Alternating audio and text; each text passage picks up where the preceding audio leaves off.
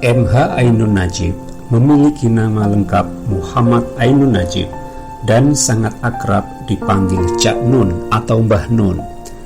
Beliau merupakan salah satu tokoh keagamaan, penyair, dan budayawan yang terkenal. Lahir di Menturo, Sumobito, Jombang, Jawa Timur pada tanggal 27 Mei 1953. Beliau adalah putra dari pasangan M.A. Latif dan Halimah dan merupakan putra keempat dari 15 bersaudara. Saat ini beliau aktif berdakwah bersama Kiai Kanjeng ke segenap penjuru tanah air bahkan mancanegara dengan metode perpaduan sholawatan dan diskusi tentang hal apa saja. Metode ini sangat unik dan menarik, mengingat beliau adalah seorang budayawan. Banyak forum pengajian dan diskusi yang beliau lakukan seperti Ma'iyah, Padang Bulan, Bang Wetan, dan lain sebagainya. Dalam video ini disampaikan kutipan kata dan pesan bermakna sebagai inspirasi dan motivasi bagi kita. Dakwah yang utama bukan berupa kata-kata, melainkan dari perilaku. Orang yang berbuat baik termasuk sudah berdakwah. Sunnah Rasul yang paling mendasar adalah akhlaknya, bukan kostumnya. Orang yang disukai Tuhan adalah orang yang menyebut dirinya buruk, bisa rumongso atau merasa tidak bisa, bukan rumongso bisa atau merasa paling bisa. Menyepi itu penting supaya kamu benar-benar bisa mendengar apa yang menjadi isi dari keramaian. Tuhan tidak menuntut kita untuk sukses, tapi Tuhan hanya menyuruh kita berjuang tanpa henti. Dunia ini masih dipimpin oleh orang yang lebih memilih kenyang meskipun dijadikan budak daripada lapar tapi bertahan harga dirinya. Agama diajarkan kepada manusia agar ia memiliki pengetahuan dan kesanggupan untuk menata hidup, menata diri dan alam, menata sejarah, kebudayaan, serta politik. Seseorang tidak akan memperjuangkan perubahan dari ketidakbenaran menjadi kebenaran ketika yang harus ia pelihara adalah kemapanannya dalam ketidakbenaran. Kalau kamu cukup makan sepiring nasi, kenapa harus piring setengah? Kalau kesehatanmu cukup dipenuhi dengan sebiji tempe, kenapa ambil 2? Hakikat hidup bukanlah apa yang kita ketahui, bukan buku-buku yang kita baca atau kalimat-kalimat yang kita pidatokan, melainkan apa yang kita kerjakan, apa yang paling mengakar di hati, jiwa, dan inti kehidupan kita. Surga itu nggak penting, fokuskan dirimu hanya kepada Tuhan. Tidak apa-apa kalau ilmu agamamu masih pas-pasan, itu malah membuatmu menjadi rendah hati. Banyak orang yang sudah merasa tahu ilmu agama malah menjadikannya tinggi hati. Kebanyakan orang tidak bisa tidur, mereka hanya tertidur. Karena sepanjang siang dan malam hari mereka diberati oleh dunia. Yang penting bukan apakah kita menang atau kalah.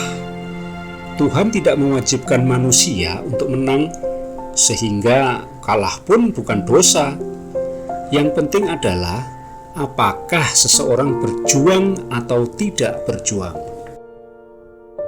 Agama kurang diperkenalkan sebagai berita gembira dan janji cinta, melainkan sebagai tukang cambuk, pendera, dan satpam otoriter.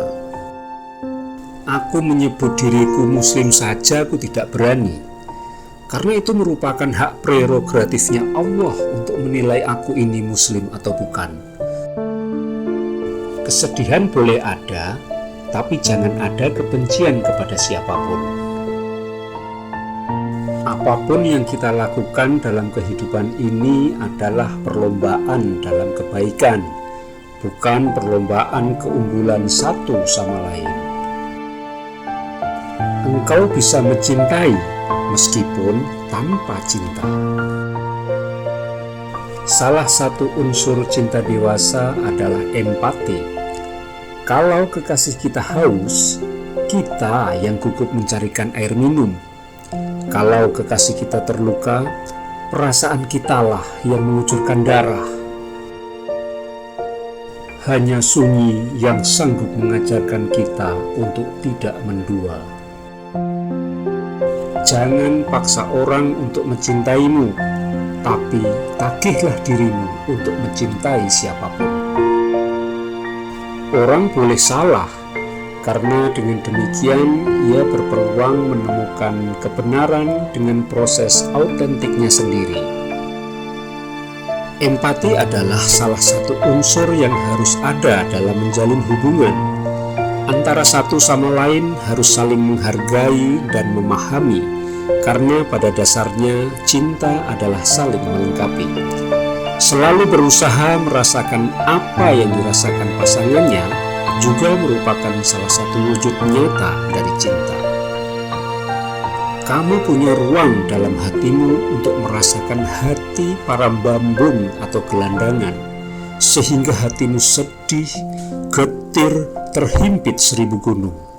Sementara orang-orang pandai sibuk dengan program-program dan omong besar di koran-koran. Agama itu letaknya di dapur. Tidak masalah mau pakai wajan merek apapun di dapur. Yang utama adalah makanan yang disajikan di warung sehat. Maka ukuran keberhasilan orang beragama itu bukan pada sholat dan umrohnya, melainkan pada perilakunya. Tuhan tidak tersakiti oleh pengingkaran Anda, tetapi Tuhan sangat tersakiti jika Anda berpura-pura menyembahnya. Apa gunanya kepandaian kalau tidak memperbesar kepribadian manusia sehingga ia makin sanggup memahami orang lain? Jangan mati-matian mengejar sesuatu yang tak bisa dibawa mati. Secara filosofis, sesungguhnya tidak ada orang besar dan tidak ada orang kecil dalam takaran pemilikan ekonomi atau perbedaan status sosial budaya. Kecil dan besar hanya terjadi pada kualitas kepribadian. Kata ahli pedang, ilmu pedang tertinggi adalah kalau sudah bisa membelah kapas yang melayang-layang tanpa mengubah arah gerak kapas itu. Aneh. Ujian tertinggi bagi keahlian pedang bukanlah baja atau batu karang, melainkan kapas. Kekerasan yang telah mencapai puncaknya berubah menjadi kelembutan. Kelembutan tidak bisa dikalahkan oleh kekerasan. Kalau rumah kebakaran, kamu harus belakangan menyelamatkan diri.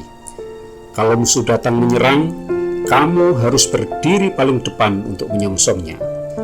Kalau panen melimpah, kamu harus belakangan makan. Itulah pemimpin. Keceriaan dan kenyamanan hidup tidak terlalu bergantung pada hal-hal di luar manusia, melainkan bergantung pada kekayaan batin di dalam diri manusia.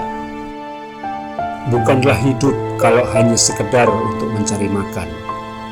Bukankah sambil bekerja seseorang bisa merenungkan suatu hal, bisa berzikir dengan ucapan yang sesuai dengan tahap penghayatan atau kebutuhan hidupnya, bisa mengamati macam-macam manusia, bisa belajar kepada sebegitu banyak peristiwa.